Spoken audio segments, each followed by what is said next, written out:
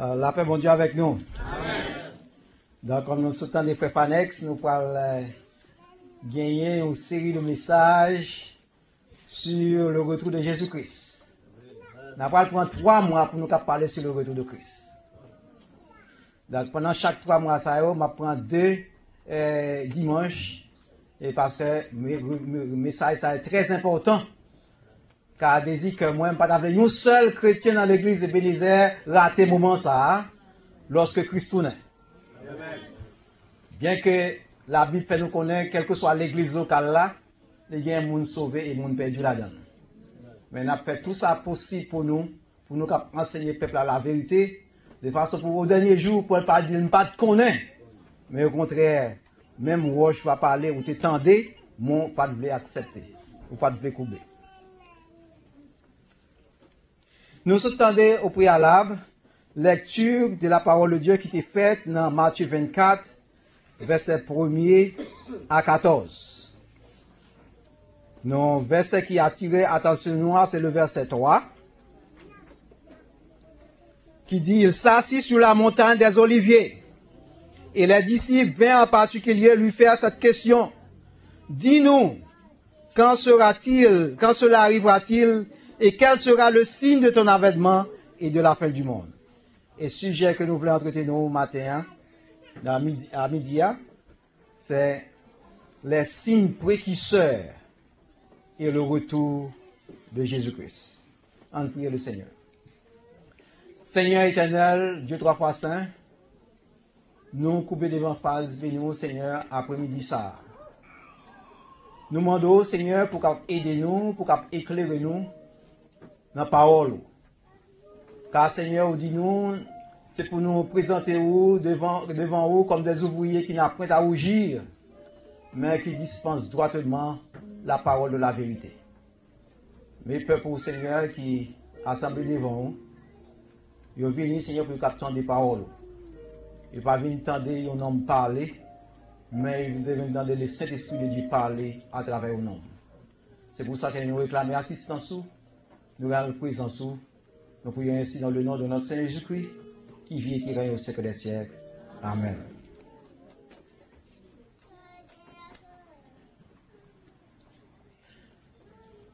Donc Jésus-Christ vient pour le venir.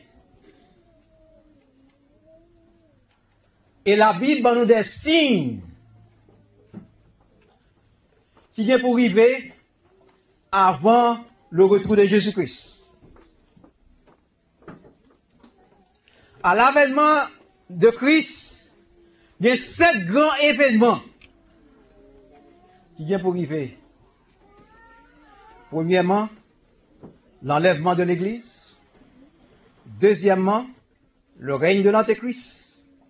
Troisièmement, la grande tribulation. Quatrièmement, le règne millénaire. Cinquièmement, la bataille d'Armageddon. Et sixièmement, le jugement du Gotron blanc, et septièmement, les nouveaux cieux et nouvelles terres. À midi, ça, nous pourrons considérer les signes précurseurs. Ça veut dire, avant l'enlèvement de l'Église, avant tout événement ça que nous sommes cités, il y a des signes qui viennent pour arriver avant toute bagaille ça. Et c'est pour ça, lorsque les disciples fait Jésus-Christ, poser Jésus-Christ question ça.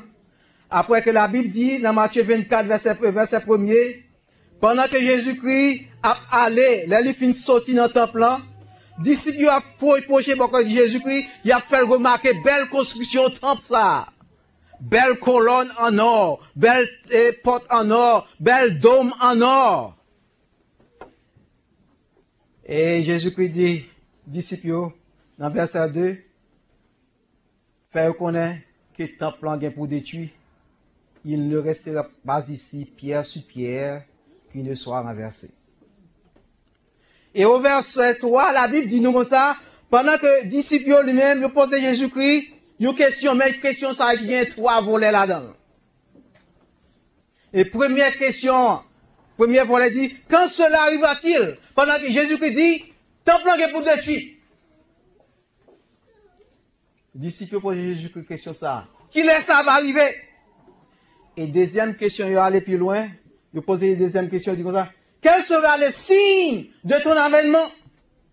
Et troisièmement, quel sera le signe de la fin du monde?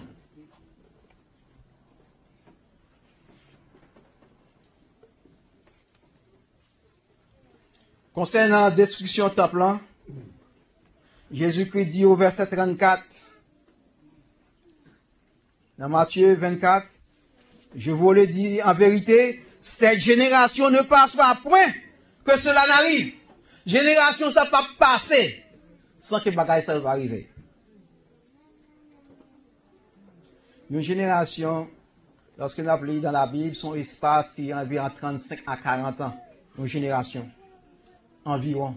Jésus-Christ dit aux disciples, génération, ça ne va jamais passer sans que bagaille ça va arriver. Et prophétie ça, t'es accompli en l'an 70, lorsque l'armée romaine, sous commandement de Titus et Vespasien, t'es entré à Jérusalem. Il était saccagé ville là, il était mis du feu dans la ville là, et il était tué temple.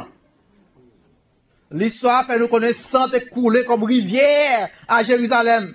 Près de 1 million de juifs te trouvaient la mort. Et plus tard, en l'an 132, 135 AD de l'année de Christ, l'empereur Adrien fait passer la charrue sur l'emplacement du temple. Et l'histoire fait nous connaître près de 500 000 juifs de périr. Et l'État juif est anéanti. Pour ça qui a trait à l'avènement de Christ et fin du monde, Jésus-Christ va dire exactement qu'il est la tournée. Il va dire exactement qu'il est la fin à priver, mais il va dire des signes qui montrent nous que la fin à priver.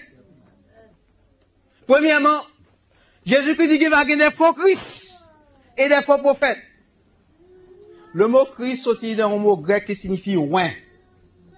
Le prophète, ça veut dire, c'est un monde qui a annoncé l'avenir, un monde qui a déclaré le message du Seigneur. Jésus-Christ dit qu'il va y avoir des faux oint. Donc les faux, ce sont des faux pasteurs, qui sont des mercenaires, qui ont venu, qui vont égarer tout pour moi. Moussa yo, pas réellement, pas réellement le salut des arbres, mais c'est vent qu'il y a venu défendre. Yo venu pour dévorer tout pour moi. T'as aujourd'hui, il y a un pile pasteur qui a fait des passagers pour l'enfer. Je ne vais pas mener le monde dans le ciel, mais c'est dans l'enfer qui a mené le monde. Par enseignement, par sacrifice qui a pas agi. C'est pour ça que la Bible met nous en garde. Contre faux pasteurs, ça. Il y a des mauvaises doctrines, des fausses doctrines. Ce sont des doctrines de démons. Quand la Bible dit comme ça, il y a un pile docteur qui a enseigné un bagage, il ne pas même connaître ça qu'il a dit, il ne pas même comprendre ça qu'il a enseigné. Je dis, il y a un pile monde qui après les têtes, c'est docteur que vous avez. Mon a converti aujourd'hui, il décide de autant il est un docteur, il est un pasteur, après ça, entendez, c'est docteur que il est. Quand il est allé, il va même faire high school, il est un docteur. Quand je dis, Seigneur, il paraît que je dis, il prend éducation pour passer en bas risible. Avant que le monde vienne dire des docteurs, il faut non seulement faire high school, il faut ça, ou passer 4 ans au collège, pour aller dans l'autre étude encore, après ça, pour faire des thèses ou des masters, après, ou venir docteur, mais je dis, on n'a pas même fait high school dans les docteurs. C'est pas c'est c'est pas c'est éducation barisible. Il faut un petit coup par correspondance, il faut un petit diplôme malé, et par contre, qui est ce monde qui fait coup ça même? Et puis après, ça entendez le docteur. Docteur en théologie.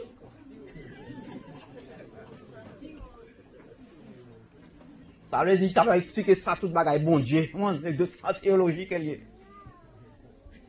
Vous n'avez pas prêché, même comprendre ça que la Bible. La parole, même ça va dire, mais c'est docteur en théologie. Jésus-Christ dit, nous gagnons, deuxièmement, nous va gagner des bruits de guerre. Guerre et bruit de guerre dans le monde. Quand on lit en pile au sujet de première et deuxième guerre mondiale, en pile fois, à l'époque, ça, en pile, le monde pensait que Jésus-Christ a déjà retourné. Parce que Jésus-Christ a annoncé bien guerre, bruit de guerre, pour ça qui a passé. L'histoire fait nous connaître la première guerre mondiale là, qui était fait de 1914 à 1918. Il était réuni 13 pays là-dedans. Nous avons la France, l'Allemagne, l'Autriche, Hongrie, Belgique, Canada, États-Unis, Grande-Bretagne, Italie, Roumanie, Russie, Serbie, Turquie. Et comme résultat de guerre ça, l'histoire fait que 8 700 000 personnes sont morts.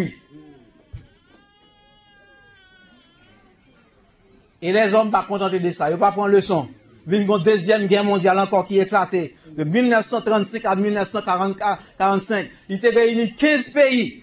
Nous avons encore la France, l'Allemagne, la Belgique, Canada, les États-Unis, la Grande-Bretagne, la Grèce, Hongrie, Italie, Japon, Pays-Bas, Pologne, Roumanie, la Russie, Yougoslavie. Et comme résultat, 20 millions de morts, avec 12 millions de monde transportés en Allemagne. Les hommes ne vont pas prendre leçon. Jésus-Christ dit, a toujours une guerre, a toujours parlé de bruit de guerre. Et actuellement, il y a la guerre au Moyen-Orient entre les Juifs et les Arabes. Et présentement, les États-Unis au milieu d'un boucan du feu dans l'Irak. La Bible fait nous connaître que l'histoire, il commençait au Moyen-Orient et il est pour finir au Moyen-Orient. Avec la dernière grande guerre mondiale que nous regardons dans la Bible après la bataille d'Armageddon. Et les États-Unis viennent pour pouvoir participer dans la guerre ça. Parce que les États-Unis sont toujours chauds devant le monde.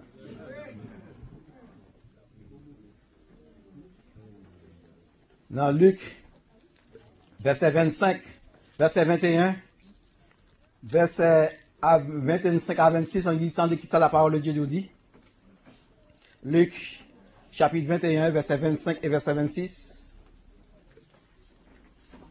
Il y aura des signes dans le soleil et dans la lune et dans les étoiles. Et sur la terre, il y aura de l'angoisse chez les nations qui ne saura que faire au bruit de la mer et des flots. Les hommes rendront l'âme de terreur dans l'attente de ce qui surviendra pour la terre, car les puissances des cieux seront ébranlées. Les puissances des cieux seront ébranlées.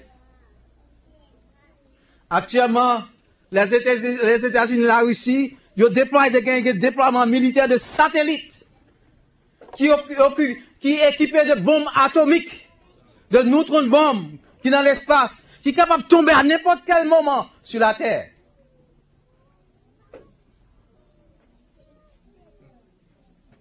Troisièmement, Jésus-Christ dit qu'il y a une famine.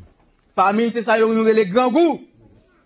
Grand ce n'est pas grand goût ordinaire. Grand goût, ça, tu as bien l'argent, mon bagage de manger pour acheter. C'est ça, les famines. Je me dis que en Haïti, il y a un petit monde où on a acheté 2 graines de figues pour 15 centimes.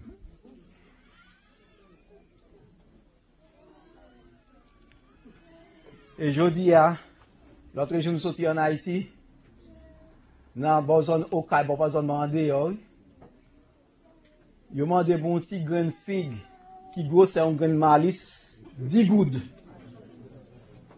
Pas même gros grain de figue que qu'on voit l'Ontario. Parce que tout le bagage, il y aura ici, on tire comme cadeau, misère, tel peuple a passé que la magie, peuple qu'on s'est payé avec une maudit, pas qu'à produire encore. Un petit grain de zébouilli, il m'a demandé 25 gouttes pour un petit grain de zébouilli. Donc, ouais, c'est pas que l'argent même, comment faire vivre. Alors que le pays d'Haïti, longtemps, il était le grenier de la France, tellement qu'on a bien mangé. Et nous comptons dans l'histoire, nous-mêmes qui étions en Haïti, nous avons étudié dans l'histoire, dans la géographie, donc Haïti c'est un pays essentiellement agricole. Qu'on y a pour un grain de concombre, c'est en Dominicaine pour Haïti à acheter un concombre. Pour vivre dans quel état que le pays a dégénéré.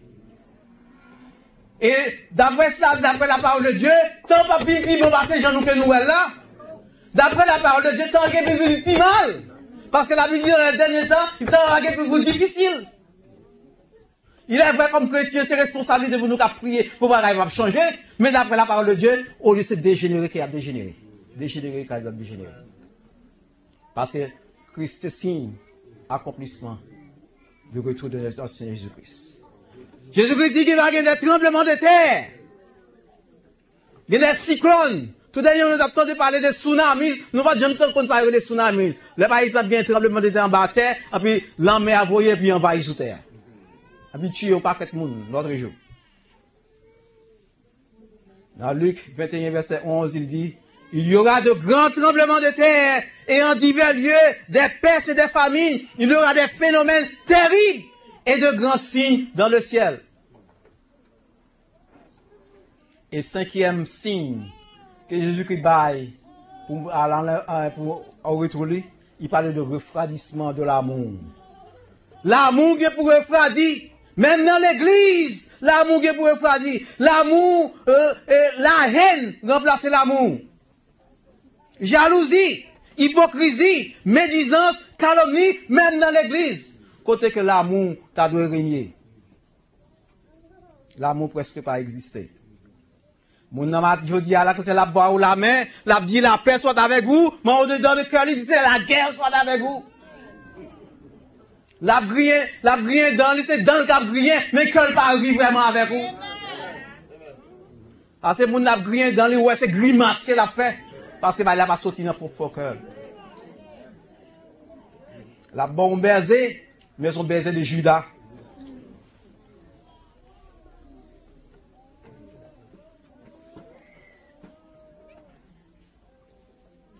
Dans l'église, au lieu que vous mettez tête ensemble, pour nous travailler, c'est bataille pour position, la bataille pour pouvoir.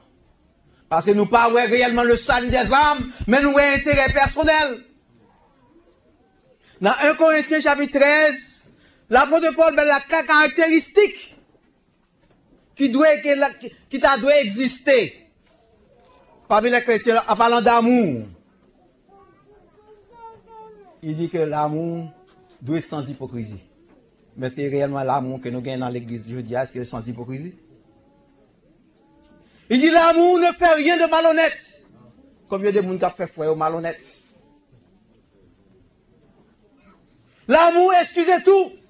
Est-ce que vous êtes toujours prêt pour pardonner frère ou pour pardonner cela? Est-ce que vous font bagaille? Est-ce que vous dit tout le temps, dit, t'es pas tombé sur les sangs, je ne pardonner lui? Mais la parole de Dieu dit, l'amour excusez tout, l'amour pardonne tout. Mais à pile fois, c'est le contraire de ça que l'apôtre Paul m'a dit dans 1 Corinthiens chapitre 13 qui entre dans l'église. Et sixièmement, Jésus-Christ parlait de la prédication de l'évangile dans le monde entier.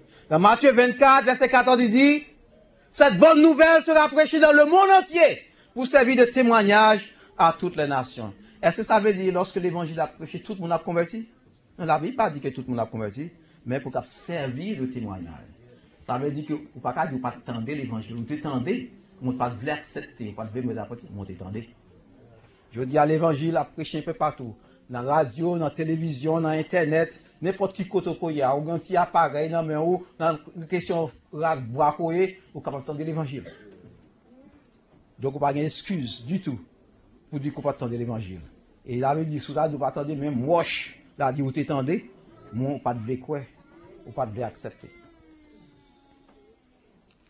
Et ensuite, Jésus-Christ a un autre signe encore, c'est le rétablissement d'Israël. Dans Matthieu 24, verset 32.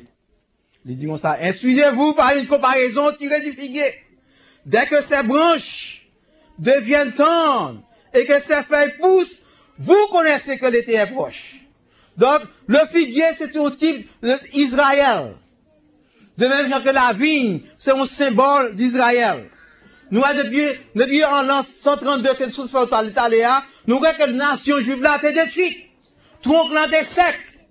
Depuis tout le temps Adrien. Mais la parole de Dieu fait, mais l'histoire fait nous connaître en mai 1948, bourgeon, tronc là éclaté, feuilles poussées, et toi, l'État juif là, est réentré en existence. On a gagné l'État d'Israël actuellement en 1948. Déjà, c'est un signe que pour nous autres les chrétiens, nous devons penser à ça en pile, parce que Jésus-Christ pas loin pour le retourner. L'été est proche.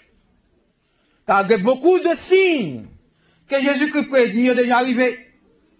Christ lui-même va le paraître. Car si le temps fait nous connaître que Christ lui-même à la porte. C'est pour ça que Jésus-Christ dit dans Luc 21, verset 28, quand ces choses commenceront à arriver, redressez-vous, élevez vos têtes, parce que votre délivrance approche. Lorsque nous voyons bagaille ça commencer à arriver, c'est pas lorsque bagaille ça finit arriver, non, lorsque bagaille ça commence à arriver, il nous rend, levez tête nous, mettez-nous debout, parce que délivrance nous approche. Donc le Nouveau Testament seulement lui mentionnait plus de 300 fois que Jésus-Christ a retourné. Avant la crucifixion, Jésus-Christ déclarait qu'il a retourné dans Jean 14, verset 3. Et lorsque je m'en serai allé et que je vous aurai préparé une place, je reviendrai et je vous prendrai avec moi, afin que là où je suis, vous y soyez aussi. Non seulement Jésus-Christ fait nous connaître qu'il a tourné, les anges aussi témoigné que Jésus-Christ a retourné.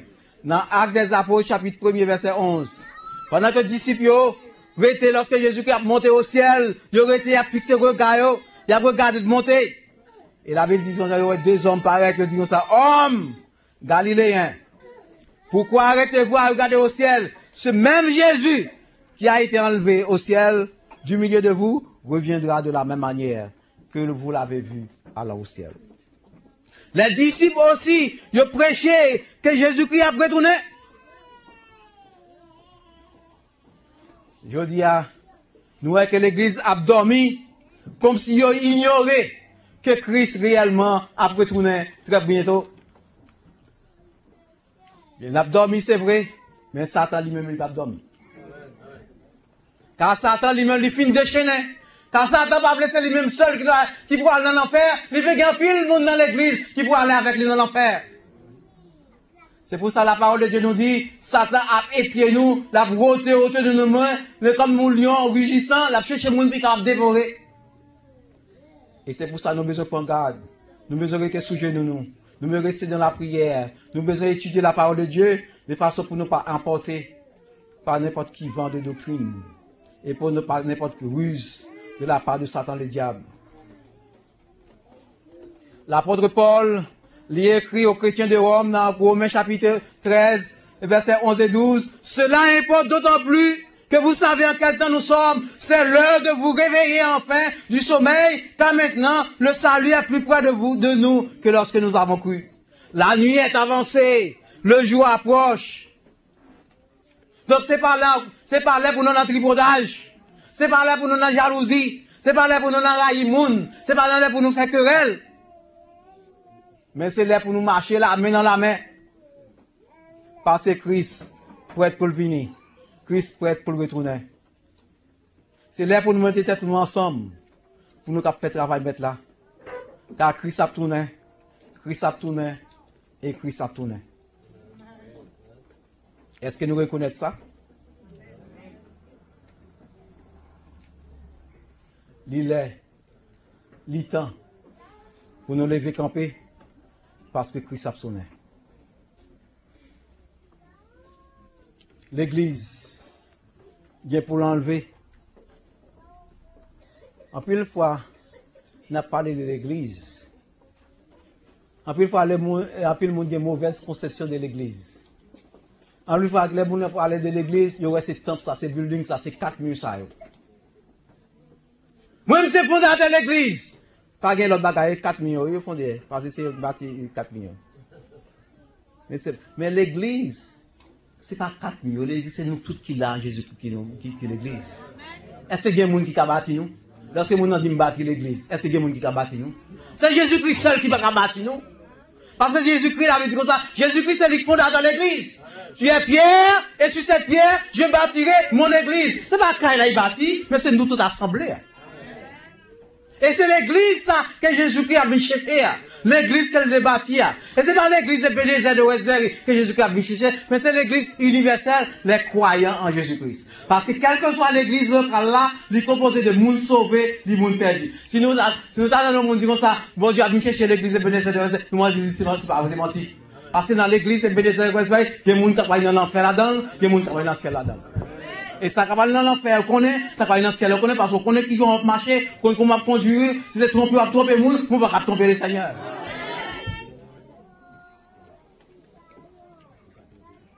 L'église a venu chercher l'église universelle, tout croyant en Jésus-Christ. Tout le monde qui était à part, à nous de l'église, son peuple à part, sont assemblés avec des chrétiens, sont une nation qui sainte, sont choisis. C'est l'église ça que Jésus a venu chercher. Ou l'église qui sans tâche. C'est l'église ça que Jésus a venu chercher. Mais ce n'est pas l'église de Westbury, mais c'est l'église universelle, les croyants en Jésus-Christ.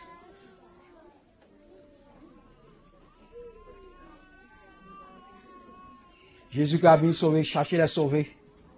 Monde qui t'a servi, bon Dieu, tout bon vrai. L'église c'est pour l'enlever. Mais comment l'église pour l'enlever? Alors, à l'enlèvement de l'église, sont des événements sans pareil. Dans Matthieu chapitre 24, versets 40 et 41, la parole de Dieu nous dit, alors, de deux hommes qui seront dans un champ, l'un sera pris et l'autre laissé. De deux femmes qui vont droit à la mer, l'une sera prise et l'autre laissée. Qui ça qui Jésus a pris? Parmi les ça. Moun ça qui te fait volonté là. Et qui ça la Bible dit comment enlèvement s'appelle? Moun a simplement transformé. La bien encore glorieux. Et il a parlé à la rencontre du Seigneur dans les airs. Vous n'avez pas trop bien comprendre ça. En regardant dans 1 Thessaloniciens chapitre 4, versets 15 à 17. Voici en effet ce que nous vous déclarons d'après la parole du Seigneur. Nous les vivants, restez pour l'avènement du Seigneur. Nous ne devancerons pas ceux qui sont morts, car le Seigneur lui-même a un signal donné, à la voix d'un archange et au son de la trompette, descendra du ciel, et les morts en Christ ressusciteront premièrement. Ensuite, nous les vivants, qui seront transformés, nous serons tous ensemble enlevés avec eux sur la nuée, à la rencontre du Seigneur dans les airs. Ainsi, nous serons tous avec le Seigneur. Donc, par exemple, je fais nous connaître au son de la trompette. Moun qui était mort depuis longtemps, yo. Ça qui c'est ça qui est mort avant Jésus-Christ est venu, mais qui était dans mon Dieu. Yo tout y attendait son trompette là, et y a levé. Et moun qui est encore vivant, dans l'époque là, yo simplement transformé. Ça veut dire qu'on ça qui est gagnant, ça va être transformé en corps glorieux. Ni ça qui est mort avant yo, ni ça qui est transformé. Yo ne pas dévancer l'autre ensemble. La parole de Dieu nous dit, il a monté par Jésus-Christ dans les airs. Mais moun qui parle en Jésus-Christ, pas tendre son trompette là. Et c'est ça qui est terrible. C'est pour ça la Bible dit ça, deux moun ensemble, yon a point, yon a blessé. Madame pas capable faire rien pour Marie, Marie pour capable faire madame. Madame t'a servi le Seigneur, Marie va t'a servi le Seigneur, ça t'a servi et monter et quitter. Petite pas t'a servi bon Dieu, et papa pas t'a servi bon Dieu, ça qui t'a servi là, et puis monter et quitter l'autre. Et c'est pas un événement sans pareil. Lorsqu'on courir à droite à gauche, m'barre madame, m'barre petite, il est allé, son trompe là des gens qui est allé. Lorsqu'on courir vient l'église là, tel faisait ça, ou pas ouais, c'est philo, il est allé. Parce qu'il t'a servi le Seigneur, ou même ou t'a fait ses parades, ou t'a fait le chaud, t'a bail, ou été, pour la grande tribulation, pour le règne de Satan, la grande tribulation. Et c'est ça qui va avoir qui est terrible là. Moun qui va souffrir dans la foi de l'église, c'est moun qui t'a pas chaud dans l'église. C'est eux qui vont souffrir. Des gens qui vont bâtir là. Pas bon, quand tu sors de nous, tu as fait là, tu as venu l'église chaque jour, tu as pour être pas ensemble avec nous. C'est eux qui vont plus souffrir. Les gens qui sont faux chrétiens qui sont dans l'église. On va plus souffrir par ces mondes. Ça, pas de gens qui connaissent le Seigneur. Parce que chaque dimanche, quand tu viens à l'église, je vois un vivre dans bas, boire, marcher, et puis ils sont chauds, et puis on vient. Et après, ils passent en bas bêtise.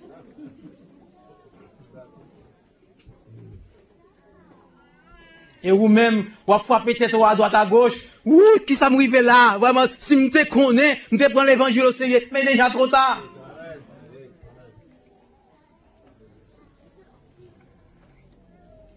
C'est un plus grand événement qui va dans le monde. Ou comment imaginer, ou t'es chrétien, ou t'es toute famille à avoir couru, et soit 50 000 à l'heure sur une voiture, sur un highway, non, t'es pas quoi, sont trompés nationaux qui s'arrivent. Ou aller, ou quitter machine, non? Si vous pas de lever le gain, vous ne pas servir bon Dieu tout, machine, elle crase avec eux, faire l'opinion avec eux, parce que la machine ne va pas monter dans le ciel. Et nous-mêmes, quand on en Haïti, si réellement nous ne Jésus-Christ dans la vie, nous, pas jamais pour un avion avec un pilote qui est chrétien. Non, je joue ça. Parce que le pilote a pour aller, il a quitté l'avion.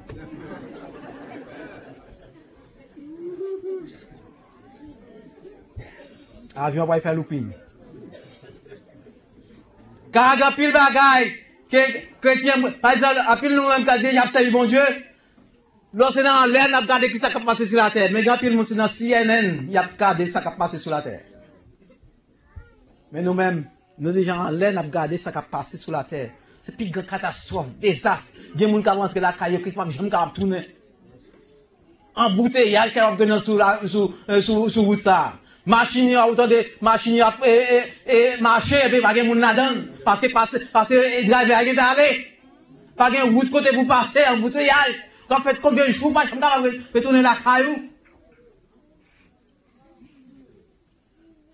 C'est un événement qui va sans pareil que la vie dit qui pas jamais te gagner qui va jamais gagner encore au retour de notre Seigneur Jésus-Christ.